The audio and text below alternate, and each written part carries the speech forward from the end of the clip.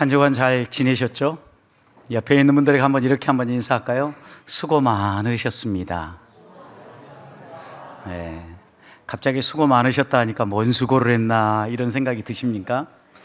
지난 11달 동안 여기까지 오느라 수고 많으셨고, 또 특별히 11월 달에는 많은 교회 사역들로 인하여 여러분 분주하셨을 텐데, 그래도 이렇게 끝까지 함께 힘을 모아 달려올 수 있으니 수고 많이 한 거 아닙니까?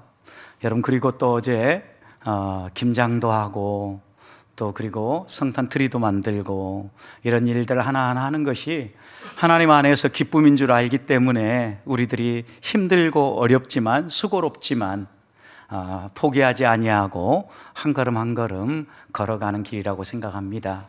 여러분들 수고하고 애쓰셨는데 하나님께서 풍성한 위로로 또 하늘 상급으로 여러분의 삶에 갚아주시기를 주님의 이름으로 축복합니다. 분주하고 힘들 때 여러분 머릿속에 제일 먼저 떠오르는 건 무엇입니까? 또 지금 만약 여러분에게 누군가가 무엇 하고 싶으십니까? 라고 질문한다면 여러분 제일 하고 싶은 일은 무엇입니까? 저는 곰곰이 이 질문을 던지면서 생각을 해봤더니 푹 쉬었으면 좋겠다. 푹 쉬는데 그냥 쉬면 재미가 없으니까 맛있는 거 먹고 좋은 환경에서 푹 쉬면서 며칠 쉬었다 오면 좋겠다, 이런 생각이 머릿속에 떠올랐습니다. 우리가 분주하게 이렇게 한 해를 열심히 달려가다 보면 좀 쉬어야 되겠다, 그리고 몸이 피곤하고 힘들면 달래서 가야 되겠다, 이렇게 생각하지 않습니까? 또 이렇게 피곤한 사람은 쉬었으면 좋겠다라는 생각을 하기도 하지만, 또 여러분의 삶 가운데 여러 가지 필요를 따라서 여러분 마음 가운데 하고 싶은 일들이 다를 겁니다. 그런데 여러분, 하나님은 우리들에게 신앙생활 할 때 너희가 하고 싶은 일들을 하면서 즐겁게 이 믿음의 길을 걸어가라고 이야기를 합니다.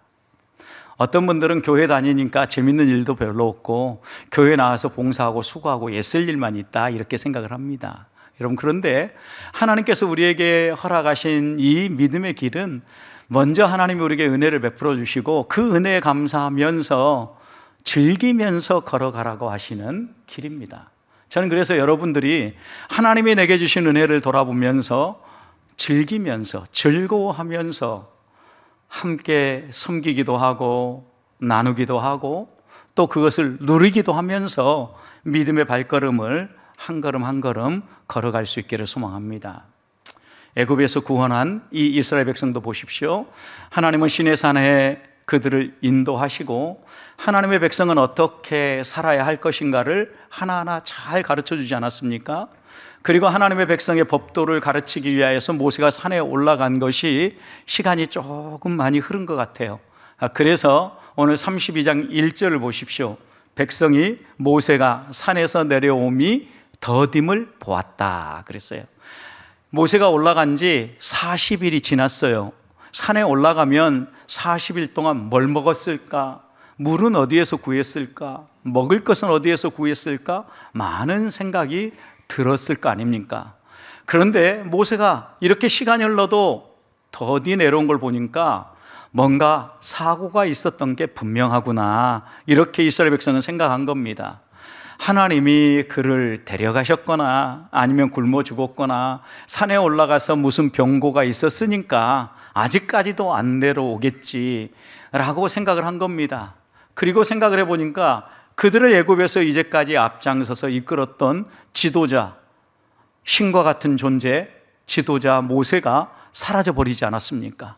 그래서 그들은 아론에게 가서 이렇게 부탁을 합니다.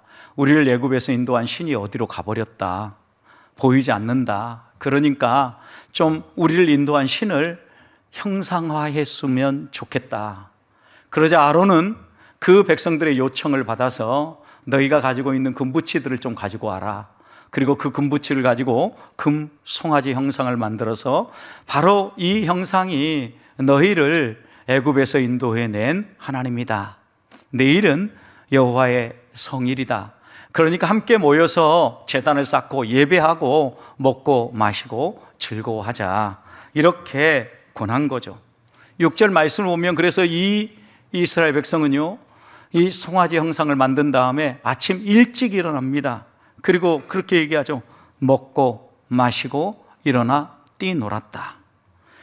여러분, 이렇게 밑에서 하나님을 예배해야 될 백성들이 하나님 아닌 다른 것에 마음을 뺏기고 있을 때 하나님도 급하셨던 것 같습니다. 7절을 보십시오. 모세에게 이렇게 얘기합니다. 여호와께서 모세에게 이르되 너는 내려가라. 내가 애굽 땅에서 인도하여 낸 내 백성이 부패하였도다. 여러분, 하나님이 항상 말씀하실 때 하나님의 백성이라고 그러잖아요. 그런데 여기서는 누구 백성이라고 얘기합니까? 모세의 백성이라고 얘기합니다. 하나님도 분리할 때는 모세 백성이고 유리할 때는 하나님 백성이라고 말씀하는 것처럼 느껴지는 부분입니다. 여러분, 그러나 하나님은 지금 아래서 범죄하고 있는 이스라엘 백성의 범죄가 얼마나 심각했으면 부패했다, 썩었다 이렇게 얘기했겠어요. 그러면서 모세에게 빨리 내려가라고 이야기하시는데 하나님의 계획을 10절에서 이렇게 얘기합니다.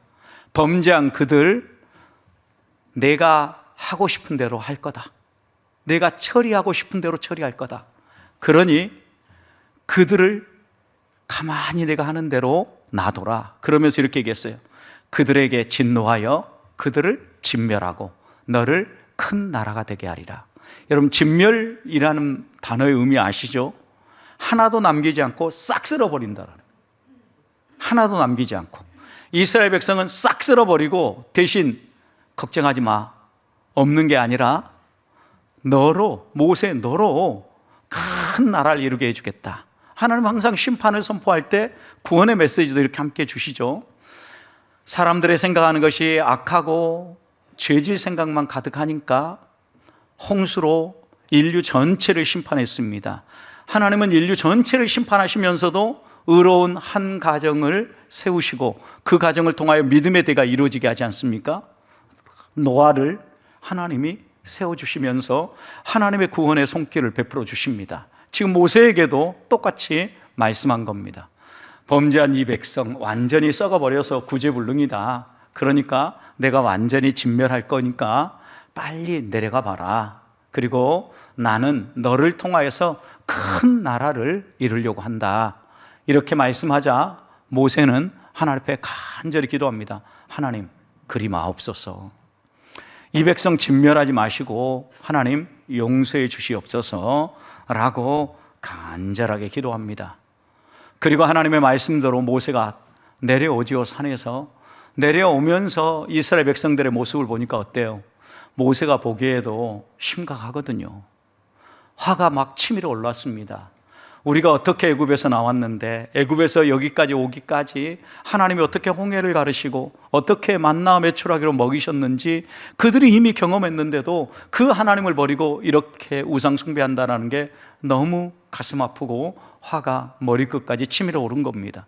그래서 손에 들고 있는 이 십계명 돌판도 던지고 여호와 편에 서서 하나님을 위하여 살기 원하는 사람은 나에게 모여와라 라고 이야기를 하자 네이 자손이 모아졌죠. 그리고 이 네이 자손과 함께 범죄한 이스라엘 백성을 심판하는데 그날만 3,000명을 심판했어요. 여러분, 이런 삶을 보면 어떻게 보면 우리의 삶하고 참 많이 닮았다라는 이런 생각을 하지 않습니까? 우리는 하나님의 은혜 안에서 살고 하나님의 은혜 안에서 여기까지 왔음에도 불구하고 우리 눈에 보이지 않고 우리 손에 만져지지 않으면 하나님이 정말 계신가? 그때 왔던 그 결과도 혹시 내가 수고하고 애써서 얻어진 거는 아닌가?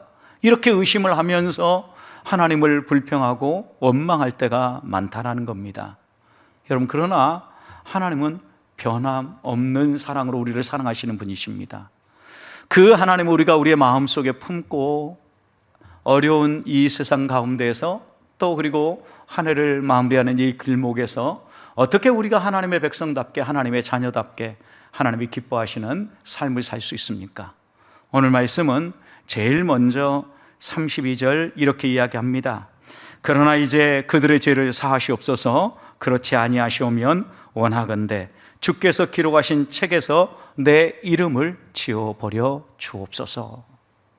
여러분, 이 모세의 기도는 두 번째 기도입니다. 시내산에서 하나님이 진멸하리라고 할 때 용서해달라고 기도했고, 다시 내려와서 3,000명을 이렇게 심판하고 모든 걸 돌아보니까 이 백성이 다 죽게 생겼거든요. 그래서 오늘 우리가 읽었던 30절 말씀을 보면 모세는 다시 산으로 올라가기로 마음을 먹습니다. 뭐 하러요? 이 백성을 위하여서 중보 기도하고 이 백성을 살려야 되겠다. 살리는 방법은 하나님께로 올라가는 방법밖에 없다. 내가 보기에도 이렇게 죽여 마땅한다면 하나님이 진멸하신다라는 이 말씀대로 행하실 가능성이 높다. 혹시 내가 올라가서 내가 속죄가 되어서라도 이 백성을 살려야 되겠다라는 마음을 가지고 올라간 거예요. 그리고 올라가서 두 번째 기도를 하는 겁니다. 하나님, 살려주십시오. 죄를 용서해 주십시오. 만약 하나님 이것이 어렵다고 하면 나를 속죄물로 써주십시오. 내가 속죄가 되겠습니다. 내 이름을 하나님의 책에서 지워버리는 한이 있다 할지라도 이 백성만큼은 살려주옵소서 라고 모세가 기록한 겁니다. 모세는 하나님께 책이 있다는 사실을 알았습니다. 무슨 책이요?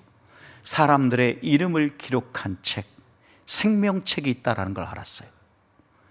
여러분, 그러니까 모세는 내 이름을 이 생명책에서, 이 하나님의 책에서 지워버리는 한이 있다 할지라도 하나님, 이 백성을 진멸하지 말고 살려주십시오. 제가 속죄제물이 되겠습니다 라고 헌신한 거예요.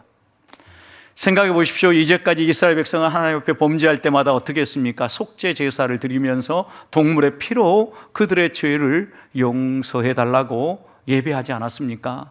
그런데 모세는 이런 동물의 피로는 더 이상 이스라엘 백성의 죄가 용서받을 수 없다는 사실을 기억했어요.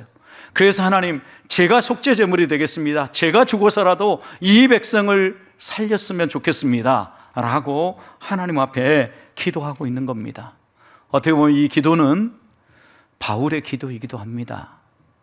바울은 열심히 이방인 전도를 위하여서 1차, 2차, 3차 목숨 걸고 복음 전하지 않았습니까? 그런데 로마서의 말씀을 보면 바울은 내가 이렇게 목숨 걸고 열심히 하는 이유가 있다. 그것은 이방인들이 죽게 돌아오는 걸 보면서 나의 동족 유대인들이 좀 시기 질투심을 갖고 그들이 구원받는 걸 보니까 나도 좀 이 이스라엘 백성이 구원받았으면 좋겠다라고 생각한 겁니다. 그래서 모세처럼 똑같이 바울도 이야기하는데 로마서 9장 3절을 보면 나의 형제 곧 골육의 친척을 위하여 내 자신이 저주를 받아 그리스도에게서 끊어질지라도 원하는 바다. 여러분, 그리스도에서 끊어진다는 의미가 무엇입니까? 생명책에서 내 이름이 지워지는 한이 있다 할지라도 내 골육, 내 친척, 우리 민족이 구원받았으면 좋겠습니다 라고 바울도 똑같이 고백한 겁니다. 생각해 보십시오. 모세도 중보자로 하나님 앞에 나아가고 있지만 이스라엘 백성 가운데 한 사람입니다. 이 백성이 다 진멸당한다면 자신의 존재도 의미가 없다고 생각한 겁니다. 하나님은 모세를 통하여 큰 나라를 이루겠다라고 약속하신 이 약속만 생각한다면 모세에게는 얼마나 영광스러운 일입니까?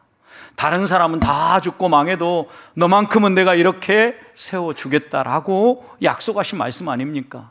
그러나 모세는 민족이 없으면 자신도 없다라는 걸 알았고 이스라엘 백성이 진멸당하면 자신이 큰 나라가 되는 것도 의미가 없다라는 것을 이해한 겁니다.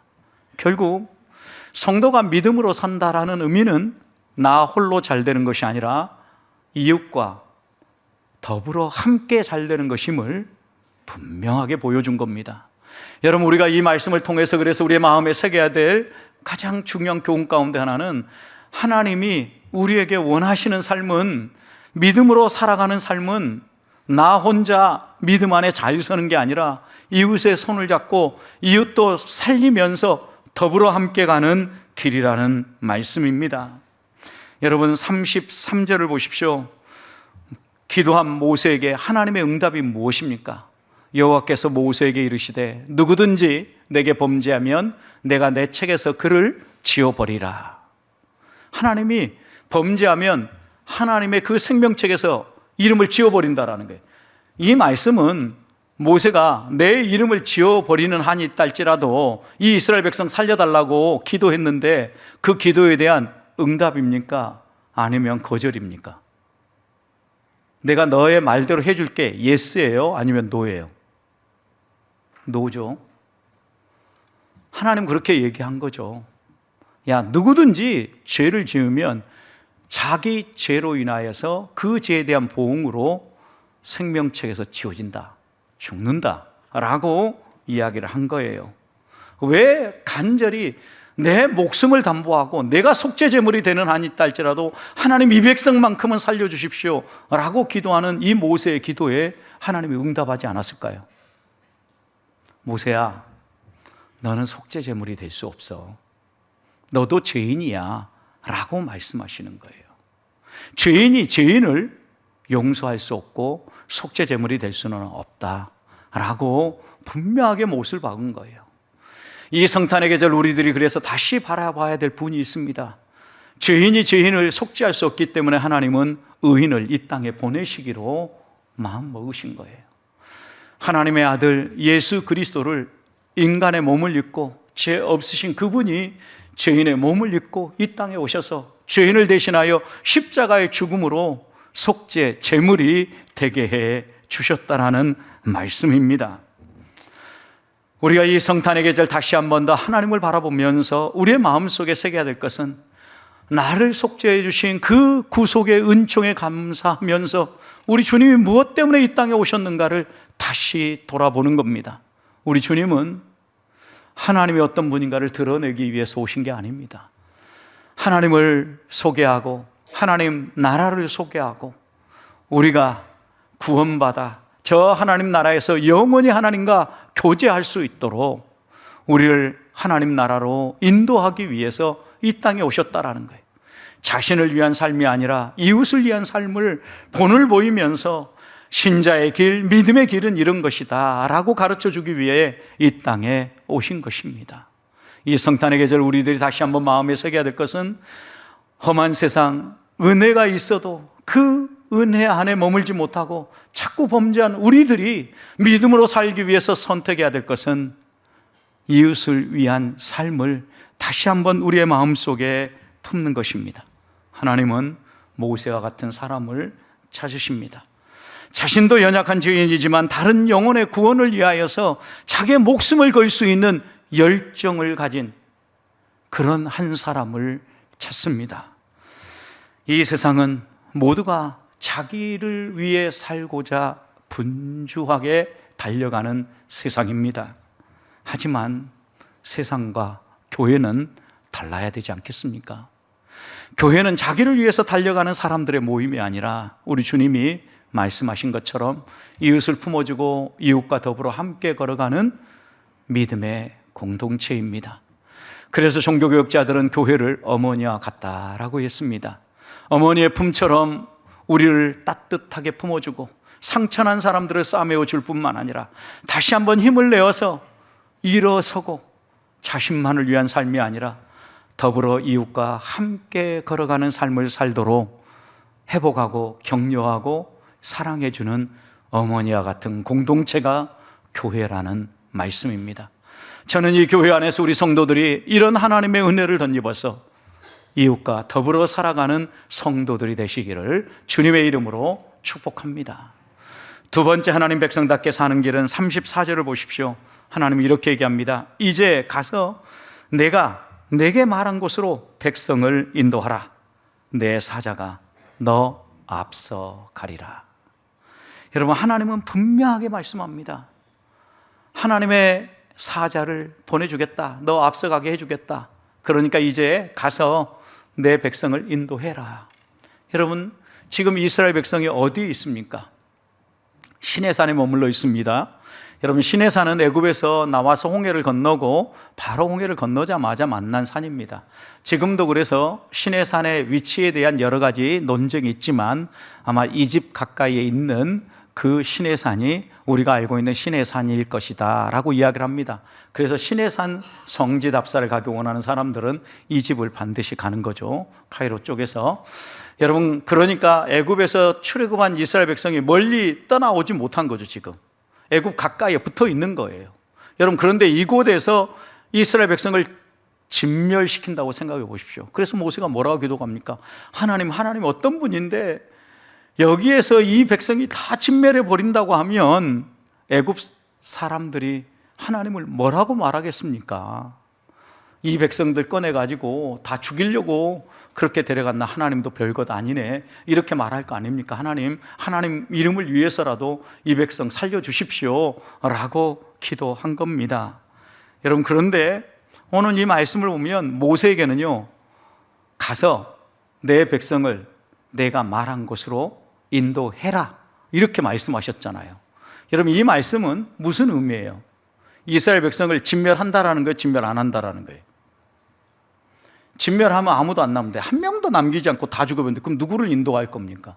하나님이 가서 내 백성을 인도하라, 내가 너에게 말한 곳 약속의 땅 가나안 땅으로 인도하라 라고 말씀하신 것은 그래도 하나님이 여지를 남겨주신 거죠. 심판 중에도 구원하실 것에 대한 분명한 약속을 주시는 거예요. 여러분, 그런데 모세를 놓고 보십시오. 모세는 지금 하나님의 부름을 받고 이 백성을 약속의 땅으로 인도하는 소명을 가지고 섬기고 있잖아요. 그런데 이 꿈이 깨어질 위기에 놓인 거예요. 왜요? 범죄함으로. 완전히 이 백성이 진멸하면 누구를 데리고 애굽에서 가나안 땅으로 인도해 내겠습니까? 소명이 끊어지고 장애물을 만나서 넘어질 위기에 놓여 있는 이 순간도 하나님은 내려가서 내 백성을 내가 말한 곳으로 인도하라 라고 얘기한 것은 장애물을 만나고 진멸당할 위험을 당해도 어떻게 하라는 겁니까? 끝까지 소명의 길, 믿음의 길을 가라는 거예요. 그러면서 하나님 이렇게 얘기합니다. 내 사자를 너 앞에 보내리라. 여러분, 이 말씀은 하나님의 사자, 계속해서 성경이 이야기하는데 이 사자는요, 출애굽할 때부터 이스라엘 백성과 함께 동행하고 함께 나왔던 하나님의 사자입니다. 이 사자는 성육신 하기 전 예수 그리스도입니다. 임마누엘의 하나님을 말씀합니다. 이 하나님이 이스라엘 백성이 범죄함으로 금송아지를 숭배할 때 떠났는데 하나님은 다시 이 사자를 너에게 보내주겠다. 그리고 그 사자가 너 앞에 가리라. 이스라엘 백성이 광야 생활할 때 하나님이 어떻게 하셨습니까? 구름기둥, 불기둥으로 앞서 행하며 그들을 인도하지 않았습니까? 어디에 장막을 쳐야 될지, 어디에 머물러야 될지, 어느 길로 가야 될지 인도하셨던 것처럼 내가 이 임마누엘 하나님을 너에게 보내어서 너와 너 백성을 인도하겠다. 그러니 가서 너는 너에게 맡겨진 사명의 길을 걸어가라 라고 당부한 겁니다. 여러분, 우리들이 믿음으로 험한 이 세상, 은혜가 있음에도 불구하고 자꾸 넘어지는 이 세상, 믿음으로 걷고자 해도 장애물이 자꾸 나타나는 이 세상에서 우리가 끝까지 포기하지 않고 믿음의 길을 걸어갈 수 있는 비결은 앞서 인도하시는 하나님을 따라가는 겁니다. 하나님은 변함없이 우리에게 사랑하시고 은혜를 베푸시고 인도하신다라는 것을 믿어야 합니다. 그 하나님이 우리를 위해서 일해 내실 겁니다. 세상은 자꾸 우리들에게 하나님처럼 되라고 부추깁니다. 너도 할 수 있어, 너도 할 수 있어, 이렇게 부추깁니다. 여러분, 그러나 하나님을 따라가는 것이 행복입니다. 지난 주간에 KBS 대기획물 가운데 트랜스휴먼이라는 프로그램이 있습니다. 초인류가 오고 있다라는 제목입니다. 여러분, 이 프로그램 가운데 정말 독특한 주제가 하나 소개되어졌는데 뇌 임플란트에 대한 소개였어요. 여러분, 임플란트는 어디에 합니까? 치아에 하죠. 치아. 여러분, 치아가 다 써서 더 이상 사용할 수 없으면 임플란트를 끼워서 자기 이처럼 쓰게 되죠. 나이 드신 어르신들은 임플란트의 이 위력을 경험하고 계시잖아요. 옛날 같았으면 어금니가 없어서 씹지도 못했을 텐데 임플란트가 있어서 얼마나 행복하십니까? 여러분, 그런데 지금 일론 머스크를 비롯한 미국의 곳곳의 연구소에서 이 뇌 임플란트 프로젝트에 동참할 사람들을 모집해서 이 프로젝트를 진행하고 있다는 겁니다. 뇌 임플란트라는 것은 우리의 뇌에 조금 문제가 생긴 거죠. 전기 자극이라든가 이런 여러 장치들을 통하여서 우리 뇌의 신호가 이상 행동을 하지 않도록 갈수록 뇌가 죽어가서 제 기능을 하지 못하는 이 부분들을 정상화시켜서 우리들이 행복한 노후 생활을 보낼 수 있도록 뇌에 임플란트를 박는 거예요. 자, 프로그램을 보니까 한 손가락 이 길이 정도 되는 임플란트가 하나 여기에 박혀 있는 사람도 있고, 아예 드러나지 않는 임플란트를 이렇게 장착하신 분들도 있더라고요. 단순히 우리의 문제되어지는 이런 뇌 기능만을 바로 잡는 것만이 아니라 생각하면 이 생각이 IT 기계들, 전자기기에 전달되게 하는 겁니다. 생각으로 차량을 운행하고 가는 겁니다. 이게 뇌 임플란트의 위력이 벌써 우리 가까이에 오고 있다는 겁니다. 어떻게 보면 이런 일들을 볼 때마다 저는 사람들이 창조주 하나님의 영역에 도전해 가고 있구나. 실제로 어떻게 생각해 보면 무한한 이 기술과 연구를 통하여서 사람들은 창조주의 영역에 도달하려고 합니다. 그러나 하나님은 창조주이시고 우리는 피조물입니다. 피조물이 창조주의 영역을 넘보고 그리 올라가려고 할 때마다 어김없이 죄를 지었고 하나님의 심판은 어김없이 우리에게 찾아왔다는 사실을 잊지 말아야 합니다. 그래서 우리가 우리를 개발하고 하나님처럼 되려고 하는 것이 아니라 이 우주 만물을 창조하신 하나님이 우리 앞서 인도하겠다, 내가 너와 함께 하겠다, 너를 이끌어 주겠다 약속하신 이 말씀을 붙잡고 하나님을 따라가는 것이 성도답게 사는 것이며 하나님의 백성답게 사는 길이라는 것을 잊지 말자는 것입니다. 우리 주님은 우리 앞서 인도하시는 분입니다. 우리를 이렇게 인도하기 위해서 반짝반짝 빛나는 빛으로 별로 이 땅에 성탄하신 분이 우리가 이 대림절 사모하고 기다리는 예수 그리스도이십니다. 임마누엘의 하나님, 그 빛을 보고 따라가십시다. 하나님이 우리 앞서 행하시면서 우리를 책임져 주실 것입니다. 하늘을 마무리하고 새해를 여는 이 길목에서 성탄에 우리 주님을 붙잡고 따라가는 주의 자녀들이 되시기를 주님의 이름으로 축복합니다. 마지막 우리가 성도답게 사랑하는 비결이 35절에 나와 있습니다. 여호와께서 백성을 치시니 이는 그들이 아론이 만든 바 그 송아지를 만들었습니다. 하나님이 여호와의 백성을 어떻게 했어요? 치셨다 이랬어요. 그런데 34절 후반절을 다시 보십시오. 그러나 내가 보응할 날에는 그들의 죄를 어떻게 하리라? 보응하리라. 여러분, 하나님이 보응할 날을 포기하신 게 아니에요.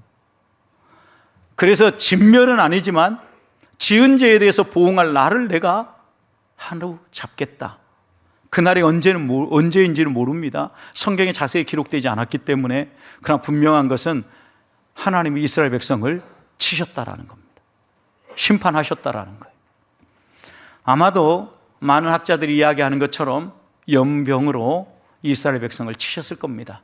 그러나 그 연병의 규모가 얼마나 됐는지, 몇 사람이나 죽었는지 성경은 침묵해서 알 수 없습니다. 그러나 한 가지 분명한 것은 하나님은 약속하신 것을 반드시 이루신다라는 말씀입니다. 그래서 성도가 믿음으로 사는 세 번째 비결은 하나님의 약속의 말씀을 붙잡고 사는 겁니다.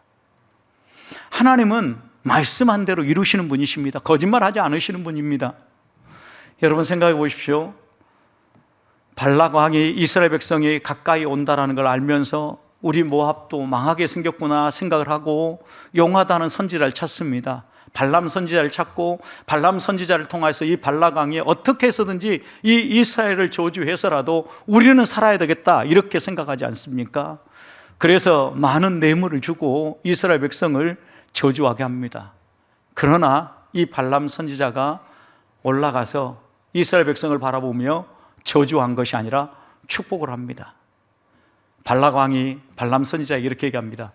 아니, 내가 돈까지 써가면서 저주해달라고 했는데 저주가 아니라 정반대로 축복을 하다니 그럴 수가 있냐고 이렇게 얘기할 때 발람은 이렇게 고백합니다. 민수기 23장 12절입니다. 발람이 대답하여 이르되 여호와께서 내 입에 주신 말씀을 내가 어찌 말하지 않을 수 있냐? 왕이여, 저는 하나님이 말하는 말 하지 않을 수 없습니다. 그래서 저주가 아니라 축복을 한 겁니다. 그러자 이 발라강은 포기할 법도 한데 포기하지 않고 다시 이스라엘 백성이 보이는 비스가 산 꼭대기로 이 발람을 데리고 올라갑니다. 그리고 다시 한번 두 번째 요청을 합니다. 제발 이번에는 축복이 아니라 저주해달라고, 저들이 망해야 된다고, 그래야 우리가 살 수 있다고. 그러자 발람이 하나님 앞에 제단을 쌓고 하나님께 기도합니다. 예배를 드립니다. 그때 하나님이 말씀하십니다. 이미 출발할 때도 하나님이 떠나지 말라고 했는데 이렇게 말씀하는 거죠. 하나님은 사람이 아니니 거짓말을 안 하시고 인생이 아니시니 후회가 없다. 어찌 말씀하는 바를 행하지 않으며 하신 말씀을 실행하지 않겠냐. 내가 이미 이야기한 이 말은 그대로 이루어진다. 그러니 헛수고하지 말아라 라고 하나님은 발람에게 분명하게 경고하신 겁니다. 하나님은 우리와 다릅니다. 피조물이 아닙니다. 우리는 상황에 따라 이기모면을 위하여 거짓말도 하고 때로는 핑계도 대고 이렇게 살아가지만 하나님은 핑계하지 않으십니다. 한 번 약속하신 것 거짓말하지 않으십니다. 하나님께서 분명하게 우리가 말씀하신 것처럼 범죄한 이스라엘 이 백성 심판하시겠다 약속하신 대로 치셨다라는 말씀입니다. 사랑하는 성도 여러분, 그러면 모세가 다시 내가 속죄제물이 돼서라도 하나님 이 백성 용서해 주기를 원합니다라고 간절히 기도했는데도 불구하고 심판하신 이유는 무엇입니까? 부패했다 그랬습니다. 썩었다 그랬습니다. 여러분, 썩었으면 어떻게 해야 됩니까? 도려내는 방법밖에 없습니다. 공동체가 썩었으면 썩은 부분은 도려내야만 그 공동체가 존속되어질 수 있다는 이야기입니다. 죄는 공동체를 오염시킵니다.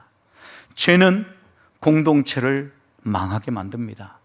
그래서 하나님은 다시 한 번 더 이스라엘 백성들을 모세의 속죄 기도로 용서해 주신 게 아니라 치심으로 그들의 죄의 대가가 얼마나 큰 것인지를 깨우쳐 주시고 공동체가 오염되지 않고 썩은 부분은 반드시 도려내야만 한다는 것을 깨우쳐 주신 것입니다. 사랑하는 성도 여러분, 우리를 또 오늘 살아감에 있어서 하나님 앞에서 우리는 용서를 구하고 하나님의 은혜를 힘입어서 믿음의 길을 걸어갑니다. 그러나 한 가지 놓치지 말아야 될 것이 있습니다. 약속하신 말씀을 그대로 이루시는 하나님 앞에서 우리를 살펴보아야 합니다. 말씀이라는 거울 앞에 우리를 비추어 보아야 합니다. 그리고 우리 가운데 썩은 부분은 도려내라는 것입니다. 그냥 품고 가라는 게 아닙니다. 여러분, 썩은 부분을 품고 있으면 그 옆에 성한 살들도 같이 썩게 되어 있습니다. 그래서 피부가 괴사되어지면 그 부분은 수술해서 또 다른 건강한 피부로 대체하지 않으면 몸 전체가 썩게 되어지는 거죠. 여러분, 하나님은 오늘 우리들에게 너희도 너희의 삶을 살펴서 하나님의 말씀을 붙잡고 썩은 부분을 도려내면서 말씀의 길을 걸어가라고 당부하시는 겁니다. 하나님의 말씀은 살아있는 수술용 칼과도 같습니다. 말씀 앞에 서면 우리의 썩은 부분들을 예리하게 도려냅니다. 찔러 쪼개며 관절과 골수와 우리의 심령의 깊은 것까지도 수술해내는 게 하나님의 말씀입니다. 하나님 말씀 앞에 우리를 세우고 말씀이 이끄시는 대로 순종하며 살아가기 위하여 우리의 삶을 맡기고 유혹 많은 이 세상 가운데서 말씀을 따라 하나님 백성답게 걸어가는 주의 자녀들이 되시기를 주님의 이름으로 축복합니다.